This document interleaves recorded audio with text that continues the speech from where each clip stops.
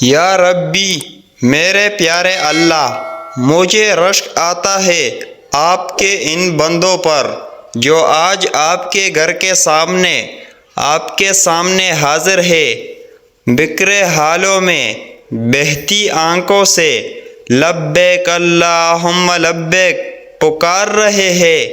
یا ربی، یہ وہی بندے ہیں نا جن پر آپ اپنے فرشتوں میں فخر کرتے ہیں۔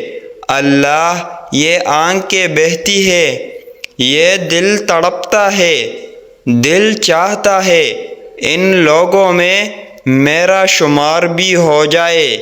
حضرت ابراہیم علیہ السلام کی پکار پر جن روحوں نے لبیک کہا تھا، ان میں میرا نام بھی ہو۔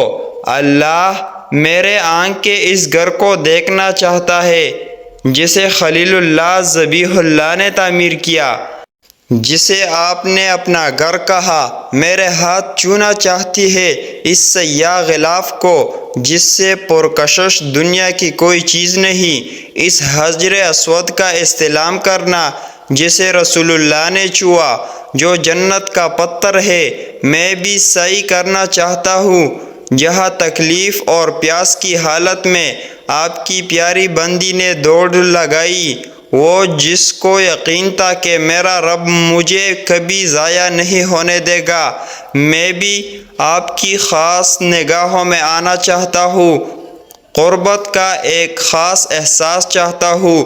میں بھی بیت اللہ کا حج کرنا چاہتا ہوں، رو رو کر دعائیں مانگنا چاہتا ہوں، ان خوش نصیبوں میں شمار ہو جانا چاہتا ہوں جنہیں وہ برا ہجوم، وہ گرمی، وہ نفسا نفسی روز قیامت کی یاد دلاتی ہے، وہ جو پکارتی ہے تلبیہ لبیک اللہم لبیک۔